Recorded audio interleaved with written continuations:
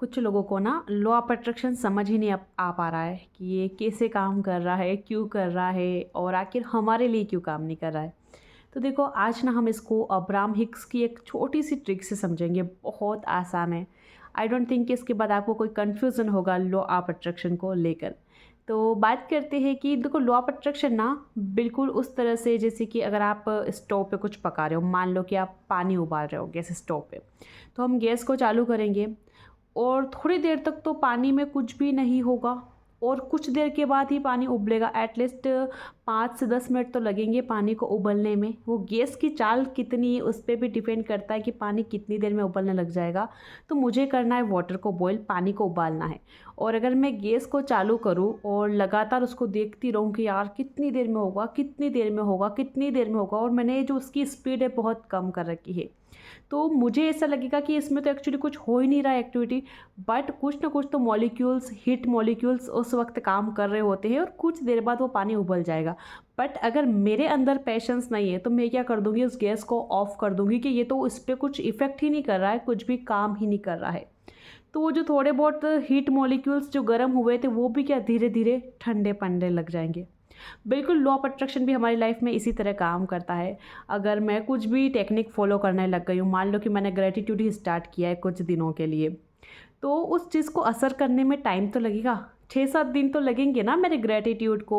अगर मैं बहुत टाइम से अपने आप को कोस रही थी, दूसरों को बुरा भला बोल रही थी, और अब अचानक से मैंने सबके लिए ग्रेटिट्यूड, सबके लिए थैंक यू बोलना शुरू किया है, तो मेरे सबकॉन्शियस माइंड को उस बात को एक्सेप्ट करने में, इस पूरे यूनिवर्स को उस बात को एक्सेप्ट करने में कुछ तो टाइम लगेगा ना। तो हमें थोड़ा बहुत तो पेशेंस रखना ही पड़ेगा। तो जब आप अगर इस टाइप से वेट करोगे कि अरे कुछ इफेक्ट ही नहीं हो रहा है, 2-3 दिन हो गए मुझे तो बोलते बोलते ग्रेटिट्यूड पर, कुछ फ़र्क ही नहीं पड़ रहा है, मेरी लाइफ में तो कोई मैजिक नहीं हो गया, अरे मेरा तो बड़ा सा बड़ा गोल मैनिफेस्ट नहीं हुआ है। तो देखो आपका बड़ा गोल भी मैनिफेस्ट होगा, भले वो कितना ही बड़ा हो, यूनिवर्स के लिए वो बहुत छोटा है, बट उसको टाइम लगेगा। अगर आप ये सोच के बीच में ही बंद कर दोगे कि कुछ भी नहीं हो रहा था उस पानी की सरफेस पे, तो वो जो थोड़ा बहुत जो एनर्जेटिक हुआ था, थोड़ा बहुत बॉईल हुआ था, वो भी ठंडा पड़ जाएगा। तो आपके लिए थोड़ा बहुत जो लॉ ऑफ अट्रैक्शन अच्छा काम करना शुरू किया था वो भी अब आपके लिए फिर से ठंडा हो जाएगा, फिर से कम पड़ जाएगा।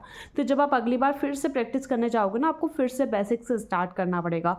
तो हर चीज़ को होने में थोड़ा सा टाइम लगता है, क्योंकि हम कल तक क्या पता नहीं कुछ और फॉलो कर रहे थे, हर चीज़ को नेगेटिव ले रहे थे, हर चीज़ के बारे में भला बुरा ही सोच रहे थे, कोई हमारे लिए अच्छा भी कर रहा था तो भी उसकी 1% बुराई को लेकर ही बैठे थे, और आज अचानक से हमने उसके लिए ग्रेटिट्यूड बोलना शुरू कर दिया, आज अचानक से उसकी अच्छाइयाँ देखनी शुरू कर दी।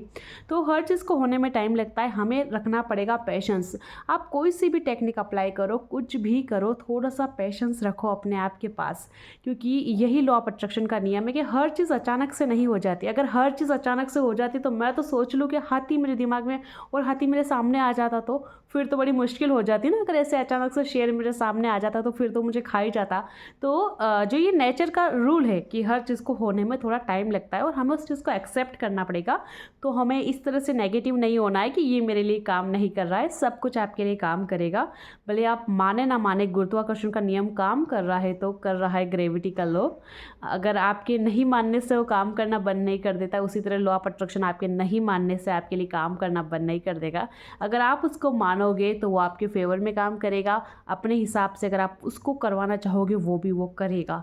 और अगर आप ठीक है जैसा चल रहा है चलने दो, तो फिर वही होगा जो आप नहीं चाहते हो, क्योंकि जैसा चल रहा है वैसा चलने दो। तो यही था आज का मैसेज। आई होप आप सब लोगों को समझ में आया होगा। Thank you so much for watching.